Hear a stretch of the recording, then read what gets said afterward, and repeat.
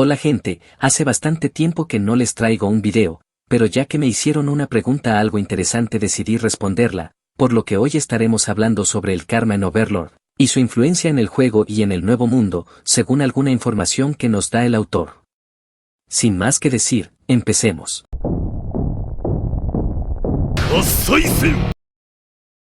Según lo que se nos explica, en Yggdrasil, el karma tenía cierto grado de influencia sobre las mecánicas del juego, tales como los diferentes elementos, razas, clases, habilidades y hechizos.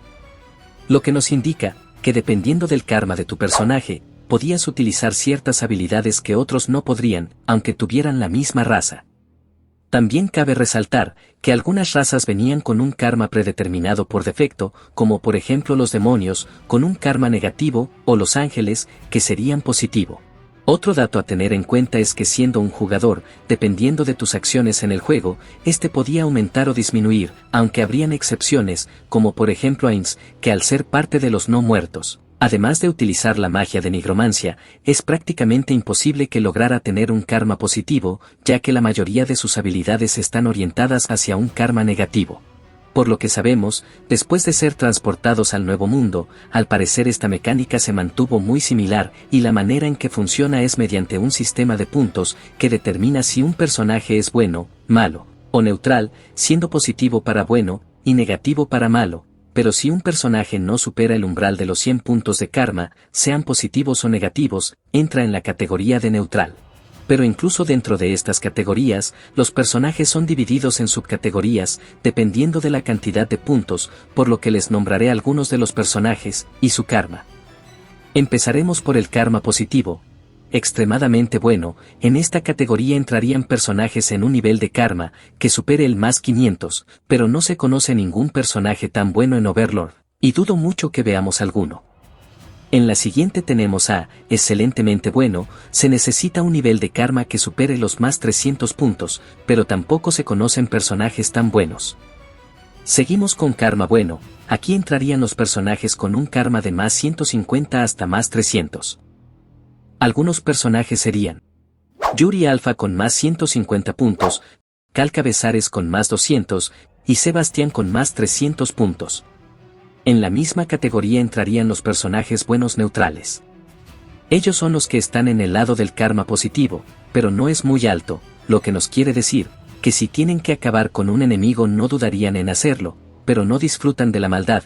Algunos ejemplos serían CZ Delta con más 100 puntos, y Sarius Usasa con más 100 puntos de karma. Seguimos con neutral.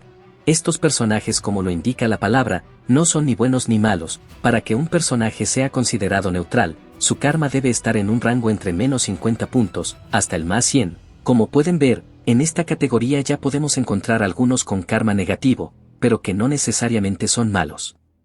Por ejemplo, Kyoukou con menos 10 puntos, a Actor de Pandora con menos 50 puntos, a Cositus con un karma de más 50 puntos, Gondo con más 45 puntos, y Amsuke con 0 puntos de karma. Y por último tenemos el karma negativo. Malvado neutral, en esta categoría entran los personajes que aunque no son locos por desvivir a otros, tampoco tienen piedad a la hora de hacerlo, por lo que no sienten ningún tipo de remordimiento.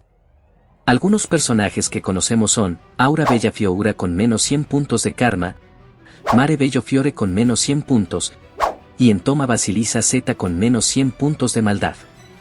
Seguimos con malvado. Estos son personajes que disfrutan hacer sufrir a otros, como es el caso de Lupus Regina Beta con menos 200 puntos de karma. La siguiente categoría es gran mal. Algunos personajes serían Narveral con menos 400 puntos, Neuronist con menos 425 puntos, Solution Epsilon menos 400 puntos, y Shouter Bloodfallen con menos 450. En lo último del karma negativo tenemos a los personajes con maldad extrema. Empezamos con Albedo con menos 500 puntos de karma, Demiurge con menos 500 puntos, y por último el ser supremo al que todos adoran, Ainz o Algaun, con menos 500 puntos de amor.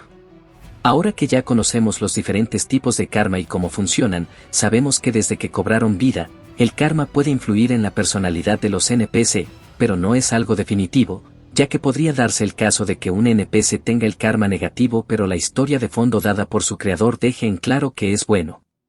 Un ejemplo sería Nigredo, que adora a los niños pequeños pero aborrece a los más grandes. Esto se intensifica mucho más en personajes reales como por ejemplo Ainz, que aunque posee un karma negativo muy alto, muchas de sus decisiones se basan en sus recuerdos y la poca humanidad que conserva.